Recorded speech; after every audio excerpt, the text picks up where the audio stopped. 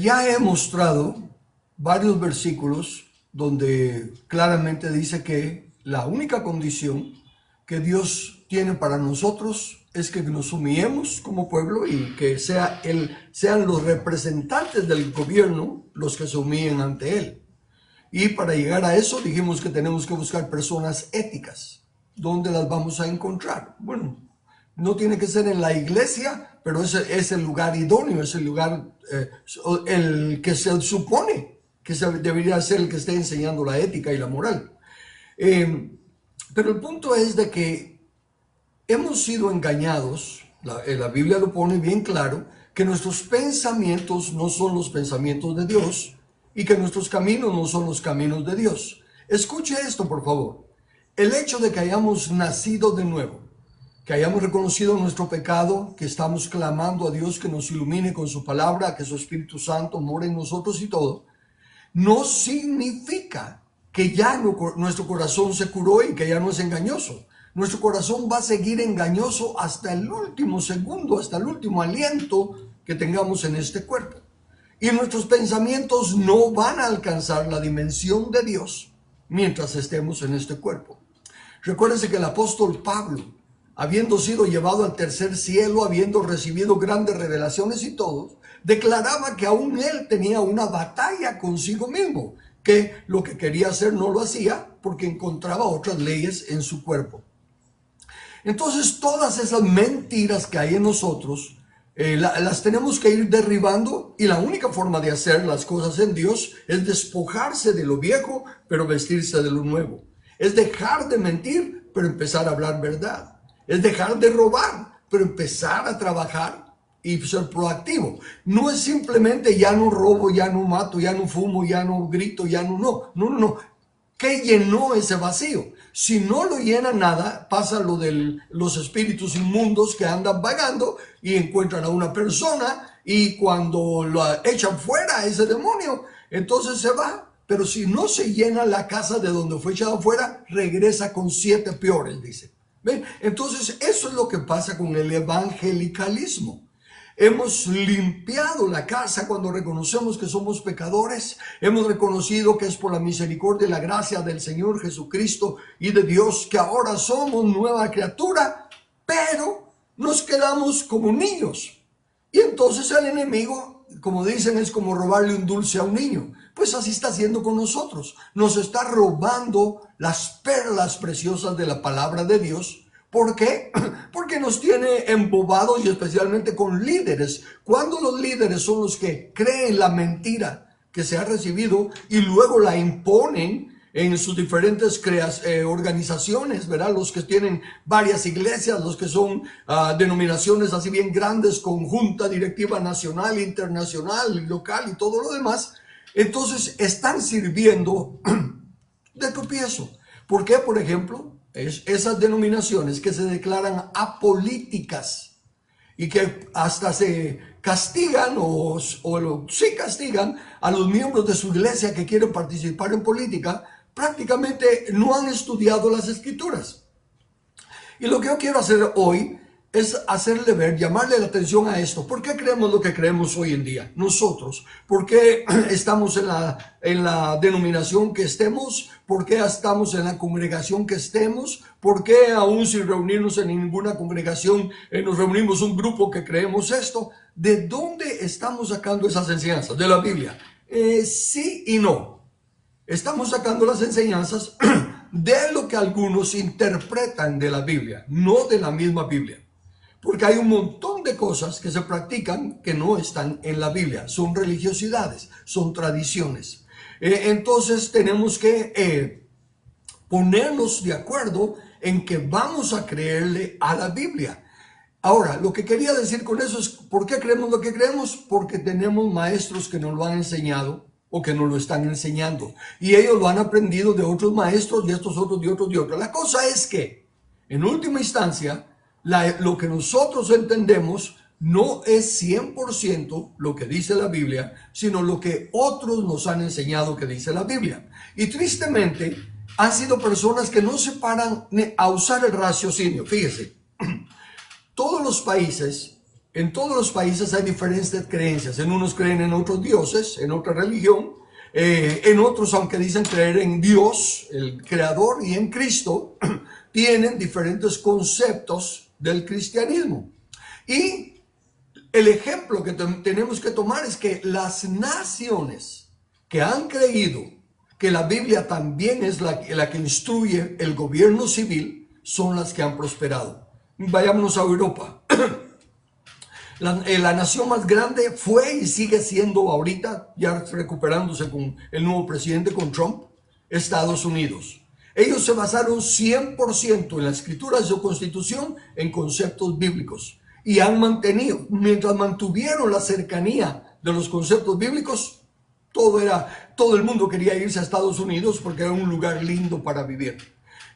Ahora en Europa, ¿cuáles son los países menos desarrollados? España, por ese ejemplo, que no abrazó el evangelio, sino que el catolicismo es de las más malas, las que más izquierdistas son y guiadas por el enemigo. Así que yo le voy a leer, lo que voy a hacer hoy nada más, es leer de los varios testimonios que tengo, solo dos. Le voy a leer primero lo que escribió el señor Noah Webster, el autor del diccionario Webster. Solo párese a pensar en eso. Es un hombre un hombre bastante inteligente, bastante sabio. No para escribir un diccionario y dar la definición de cada una de las palabras. Además de eso, escribió varios libros para la juventud y libros para otras cosas. Él no era necesariamente una persona nacida de nuevo como se maneja hoy en el evangelio. Llegó a ser un cristiano, pero cuando escribió el diccionario, por ejemplo, no estaba 100% en el cristianismo. Sin embargo, se dio cuenta de la importancia de la Biblia. Le voy a leer lo que él dijo acerca de la Biblia. Bueno, no necesariamente acerca de la Biblia. Dice así: la religión que ha introducido libertad civil. Note, por favor, no está hablando un evangélico tradicional, no está hablando un pastor, está hablando uno más inclinado a la política y está enfocándose en la libertad civil, lo político. La religión que ha introducido libertad civil es la religión de Cristo y sus apóstoles, la cual une la humildad, la piedad y la benevolencia, la que reconoce en cada persona a un hermano y a un ciudadano con iguales derechos.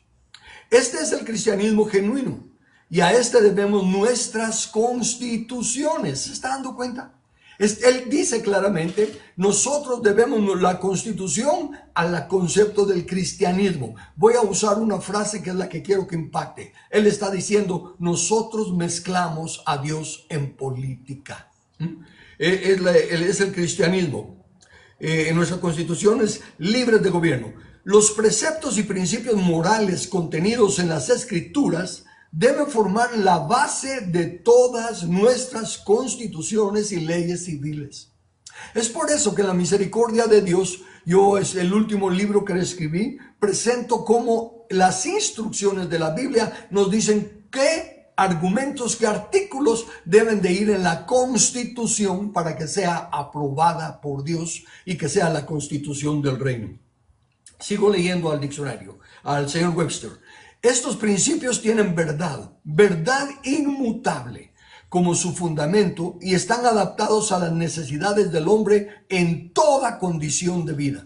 Son los mejores preceptos y principios porque están exactamente adaptados para asegurar la práctica de justicia, gentileza universal entre los hombres y desde luego para prevenir crímenes, guerra y desórdenes en la sociedad. Fíjese, dice, son los mejores preceptos y principios para tener una nación próspera, que tenga paz y que sea un reino de justicia. Sigo leyendo.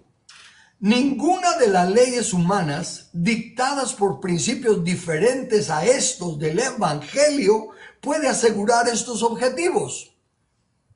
¿Está captando? Ninguna ley, ningún proyecto de ley que sea contraria a estos principios puede asegurar esos objetivos. Solo los que están formados en la Biblia. Sigo leyendo. Todas las miserias y maldades de las cuales el hombre sufre, vicios, crimen, ambición, injusticia, esclavitud y guerra, proceden del hecho de menospreciar o descuidar los preceptos contenidos en la Biblia. Qué tremenda claridad de este hombre que con toda su inteligencia y sabiduría, aún antes de haber confesado a Cristo como su Señor y su Salvador, por su estudio, por su dedicación al estudio y leer la Biblia, se dio cuenta que aún las leyes humanas que no se respalden con la Biblia no sirven para nada, no cuentan. Pero como anuncié, acerca de, habla la Biblia de política, el Nuevo Testamento habla de política, Jesús habló de política, porque ese es uno de los argumentos tontos, perdonen, pero si estamos hablando de un evangelio del reino, en aquellos días, reino era la política de esos siglos. El rey era el presidente, pero más que presidente, el rey era rey. El rey no tenía no estaba dividido su gobierno en legislativo, ejecutivo y judicial. El rey lo era todo. Y eso es lo que Dios ofrece, el reino de Jesús, en el cual Jesús es la autoridad absoluta. No va a depender de mayoría, ni de democracia, ni de nada. La palabra del rey es la ley. Entonces, el solo hecho de hablar de reyes, ya estamos hablando de política. Pero le quiero leer, y esto sí está mucho más explícito y un más largo también, pero me quiero tomar el tiempo para leérselos. ¿Por qué? Porque en un tiempo atrás, un gran siervo de Dios, Dennis Peacock, déjeme decirle un poquito de Dennis Peacock para que se dé cuenta de la característica especial de este hermano. Él era un comunista, pero un comunista educado, un comunista que sí tenía conocimiento de lo que hablaba.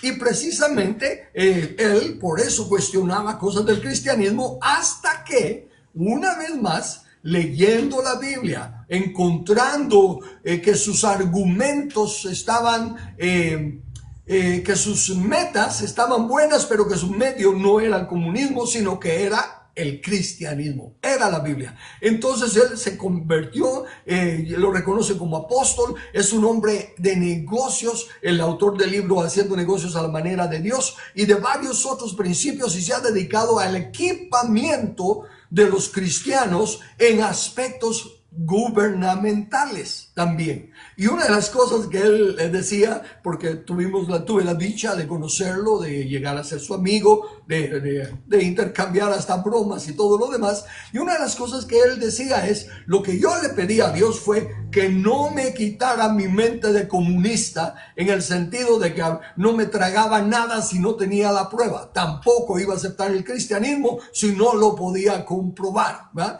Y con esa mentalidad así de comunista, pero insisto, un comunista sabio, uno que andaba buscando en realidad el que viniera el bien común. Por eso él se llamaba no como comunista, no como los mentirosos de hoy en día. Bueno, él escribió esto, y esto le hicieron una pregunta en uno de los seminarios, precisamente la pregunta clásica, pero ¿qué dice el Nuevo Testamento de política? Jesús no nos dijo que hiciéramos política. Le leo a continuación la respuesta de Dennis Peacock. Él dijo, te voy a dar un ejemplo que es tan claro que si lo meditas nunca serás el mismo. En el año 34 a.C., César Augusto había decretado su edicto de la centralidad de su nacimiento para la salvación de la humanidad. Déjame leer otra vez. César Augusto había decretado su edicto de la centralidad de su nacimiento para la salvación de la humanidad. Fíjense, lo que está diciendo está poniendo su nacimiento, ¿verdad? El día que él nació como el evento central de la salvación de la humanidad. De hecho, César Augusto comenzó a reordenar el calendario en el mundo occidental, diciendo en su evangelio que el calendario del mundo comenzaría con su nacimiento, porque él era la encarnación de la salvación, y decretó que el Imperio Romano se mantendría unido por medio de la lealtad política de reconocer que César es Señor. El concepto de que César es Señor, César es Dios. Entonces déjeme ir por etapas, es mucho más, pero quiero asegurarme de que vaya quedando claro. ¿Se recuerda que la Biblia ya advierte que vendría la bestia y que trataría de cambiar las fechas? Aquí tiene. César trató de cambiar las fechas y nada más y nada menos que comenzar con su nacimiento. Lo que de Cristo, ¿verdad? Cristo, la historia comienza con antes de Cristo y después de Cristo. César que fuera con antes de César y después de César. ¿Ok? Pero sigo leyendo. César es Señor. Ah, sí. Entonces, bueno, me emociono. Yo ya conozco la historia, por eso me emociono. Pero mejor voy a leer y trataré de aguantar mis comentarios hasta el fin. Ok. El Imperio Romano hizo algo único, diferente a todos los otros sistemas conquistados hasta ese entonces. En lugar de matar a los líderes de las culturas que conquistaron, los incorporaron en una forma integral y los trajeron en alianza a la paz romana.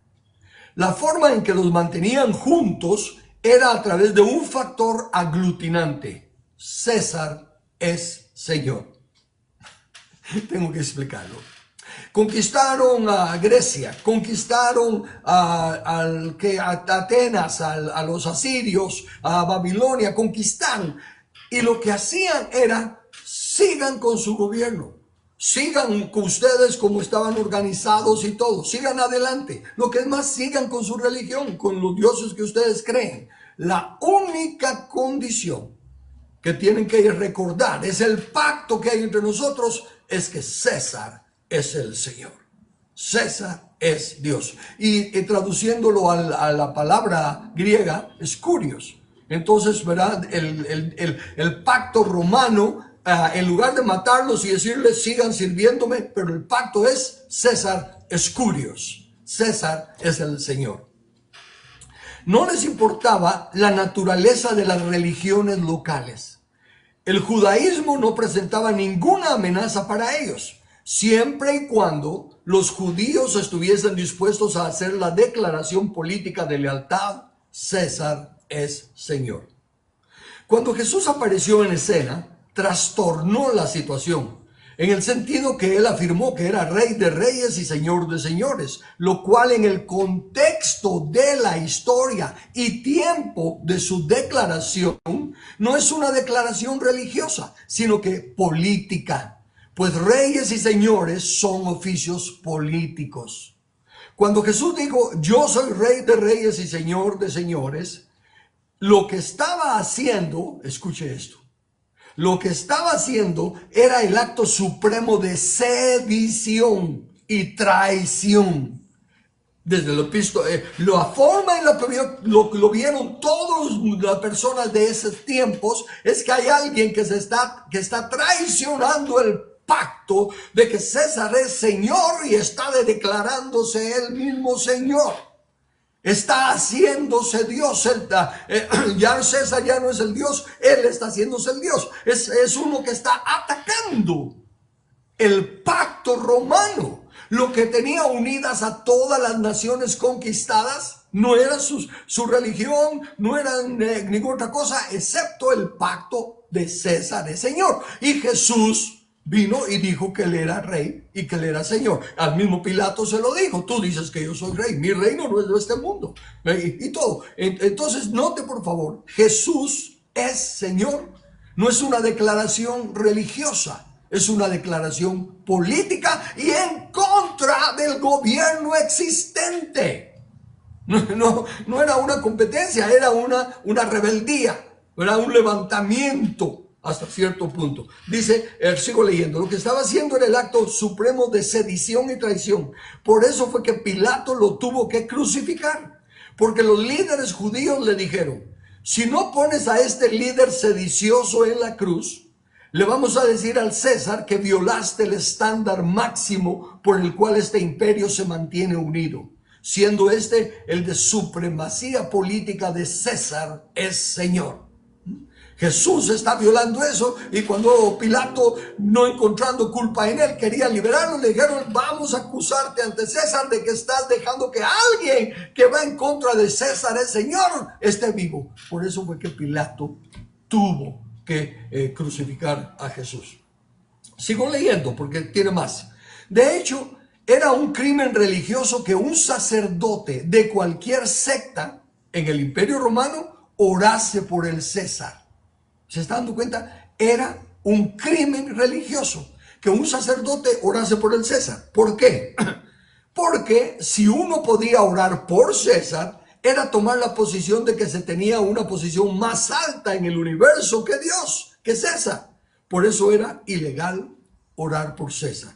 En otras palabras, se puede orar solo los súbditos, ¿verdad? Pero orar por él es ponerse como uno que tiene más acceso a la deidad verdadera para orar por César. En conclusión, ningún cristiano fue llevado al Coliseo. Ningún cristiano vio los dientes del león por decir: Jesucristo es Salvador. Eso no presenta ninguna amenaza a la administración de este planeta. Y mientras no se toque la administración de este planeta, no se ha tocado el evangelio del reino de Dios. ¿Qué está diciendo en ese pedacito? Ninguno murió por decir: Jesús es Salvador, Jesús es proveedor, Jesús es consolador. No. La muerte del cristianismo fue por decir: Jesús es Señor, Jesús es el Rey.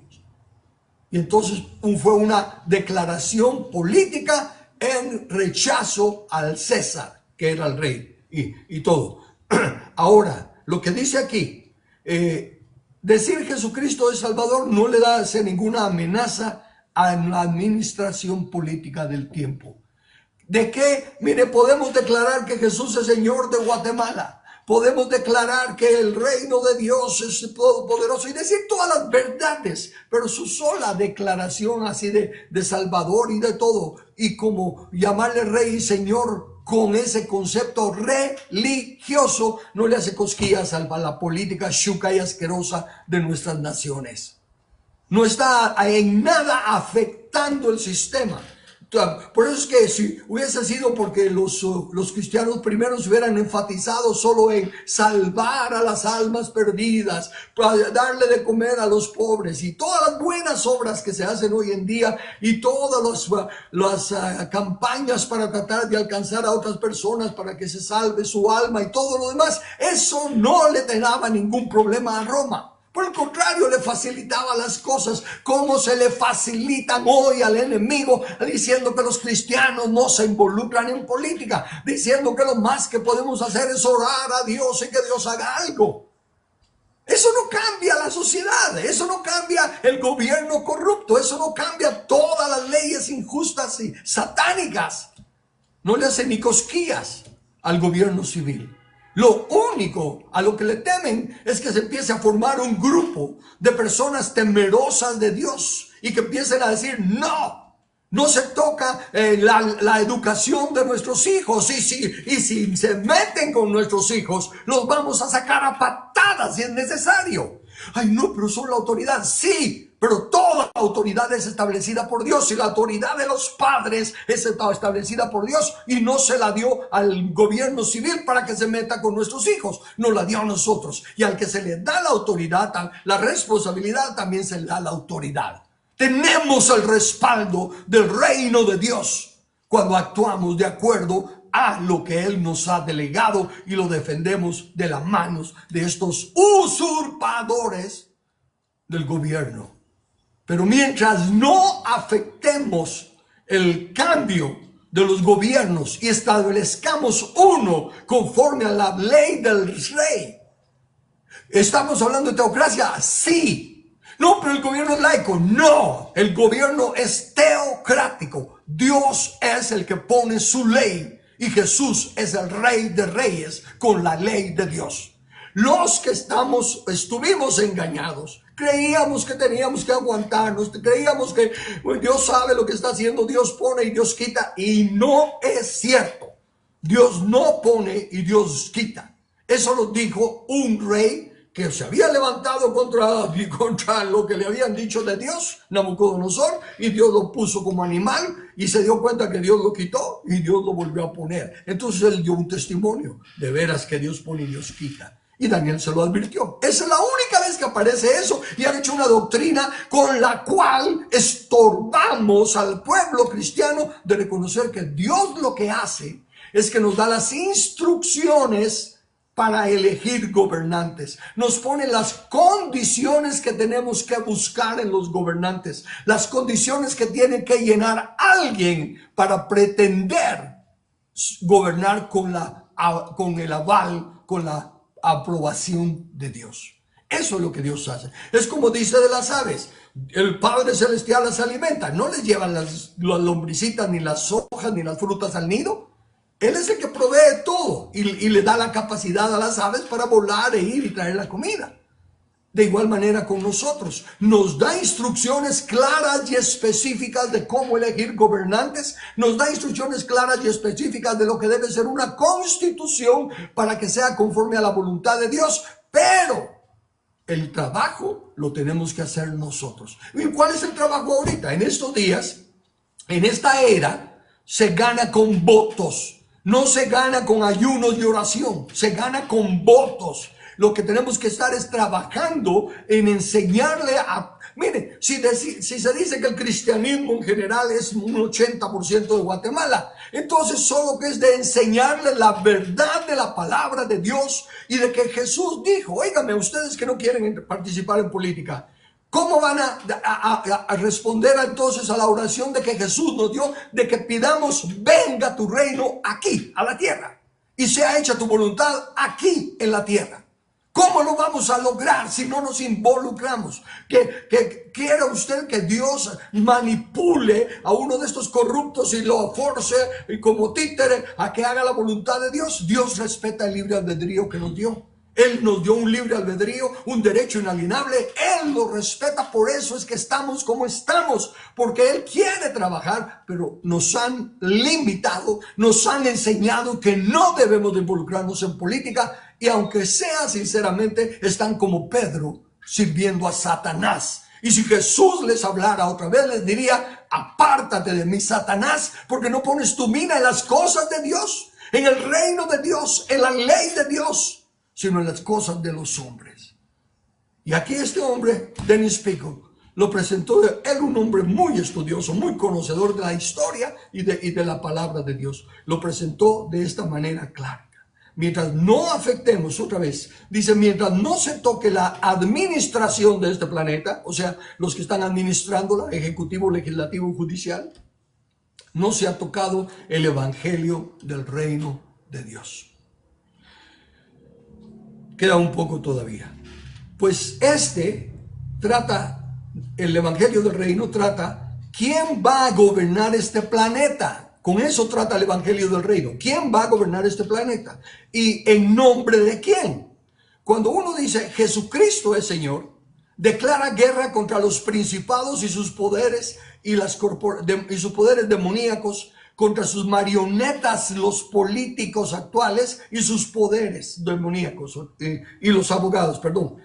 Déjame leerlo otra vez. Jesucristo es Señor. Declara guerra contra los principados y sus poderes demoníacos, contra sus marionetas, los políticos, los abogados, las corporaciones multinacionales y toda la conspiración. Porque lo que uno dijo fue: hay un orden más alto en el universo que tiene el derecho y el gobierno sobre este planeta, y lo va a gobernar a través de su iglesia. Aquellos que han doblado su rodilla ante el señorío de Cristo Jesús y han confesado su alianza con Él. ¿César es Curios? No, Jesús es Curios. Los que han confesado su alianza con Él.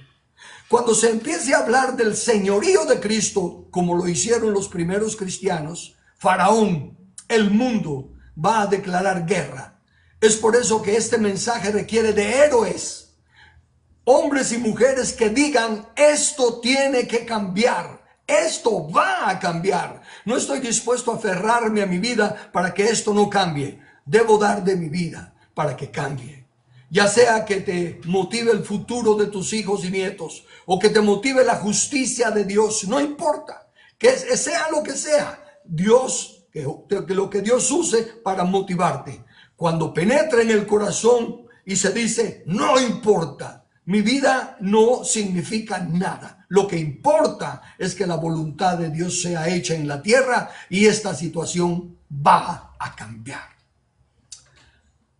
Entonces, si nos echamos para atrás, si por un momento bajamos nuestra defensa, nuestro escudo, y abrimos nuestro entendimiento a la verdad expresada por Dennis Peacock y a la vivencia que tenemos. ¿Cuántas marchas, cuánto han cambiado las marchas? Que nos animemos los cristianos los unos a los otros, que digamos, sí, vamos a marchar por Jesús y todo lo demás. Y que el que no le toca ni un pelo a esos desventurados, no tienen conciencia. Son satánicos, son bestias, mentes reprobadas, como dice la Escritura. Y como bestias tienen fuerza bestial y nos están dañando. No son las marchas, no son las oraciones, no son los ayunos, la instrucción que Dios nos ha dado. Nos dice, cuando llegues a la tierra prometida y digas, pondré un rey sobre mí como todas las naciones a mi alrededor, ciertamente lo harás. ¿Han leído eso usted en la Biblia? ¿Por qué anda diciendo que Dios está en contra de establecer un rey, que se enojó cuando le pidieron rey? Si Él fue el que se los dijo desde antes de que fueran nación. Solo que añadió, ciertamente lo harás. Pero no podrás poner a uno que, y dio la primera instrucción, que también dio la segunda instrucción, y tampoco tercera instrucción. Lo que es más, la cuarta instrucción, y que no tenga la quinta instrucción. 5 veces está diciendo lo que no se le debe permitir a los gobernantes. La constitución bíblica es para restringir el poder de los gobernantes y limitarlo solo al necesario para cumplir su función. Pero la sexta es la única positiva. Y la sexta, fíjense, ustedes que no quieren mezclar a Dios en política, ustedes que se declaran apolíticos y todo lo demás, la sexta condición que Dios pone es, y cuando se siente en su trono, hará una copia de esta ley, de la palabra de Dios, de la ley de Dios, y la tendrá consigo y la leerá todos los días de su vida para que aprenda a temer a Jehová y para que su corazón no se levante sobre sus hermanos. Entonces, de nada, y lo que es más, no es justo, no es ni justo ni correcto que le estemos pidiendo a Dios que haga lo que Él ya nos encomendó a nosotros. Él ya nos encomendó que nosotros escojamos a nuestros gobernantes, pero a los que llenen estas condiciones. No al proyecto de trabajo que nos traen, no al que ofrezca. Y escúchenme, evangélicos, amados hermanos, yo soy evangélico también. No es de buscar a los que ayuden a los evangélicos, porque si no seríamos tan corruptos como los demás. El reino de Dios no hace acepción de personas entre católicos, evangélicos, protestantes y todo lo demás. El reino de Dios solo hace excepción de 2 clases: los que obedecen la ley de Dios y los que no. Y no importa si tienen denominación o ninguna denominación, si obedecen la ley de Dios. Como lo que escribe Romanos, que aún los que no conocen la ley son ley para sí mismos por la ley escrita en su corazón. Entonces, no podemos estar clamándole a Dios, citando 2 de Crónicas 7:14, y si se humillare mi pueblo, humillémonos. Eso no es de recitarlo. Él no dice, si recitara mi pueblo, dice, si se humillare, humillémonos. ¿Y qué es humillarse ante la poderosa mano de Dios? Aceptar su escrito está. No querer meter, no retorcer, como dice Pedro, las escrituras para que encajen con nuestra tradición denominacional, sino que someternos al proceso. Cuando era de pelear con espadas y con caballos y carros, Dios les decía, vayan a la batalla y peleen con carros y espadas. Pero nuestros días ya no es así. Nuestros días es enseñar al pueblo su derecho de escoger a los que quieren que le gobiernen. No ver qué le ofrecen qué, sino que demandar gente que vaya a representarnos bajo estas condiciones, esta y esta. Si no llenan estas condiciones, no nos van a representar a nosotros ni a Dios, no los queremos. Pero nos ofrecen esto y nos ofrecen aquello. Sí, el diablo le ofreció a Jesús todos los reinos del mundo. Así que no es las ofertas de los otros, es la condición que Dios nos pone de lo que tenemos que pedir. Humanamente hablando, no hay excusa para no involucrarnos en establecer el reino de Dios y su justicia, que es la única condición que la Biblia enseña para que Cristo venga. No hay señales de la segunda venida de Cristo con todos esos videos que sacan que ahora sí la cosa se está poniendo mala. Y si ustedes son los que siguen hablando del diablo, ustedes son los que le siguen dando el poder a uno que Jesús ya venció. Pero por lo visto Jesús no hizo la obra bien hecha porque el condenado ese se levantó y está vivo. ¡Qué tristeza! ¿No les remuerde la conciencia de estar diciendo que Jesús no venció a Satanás, que no lo despojó, que no le quitó las armas en las que confiaba? Pero está obrando porque ahora opera en los espíritus de desobediencia. Los desobedientes al escrito está, son los únicos que le dan vida al enemigo.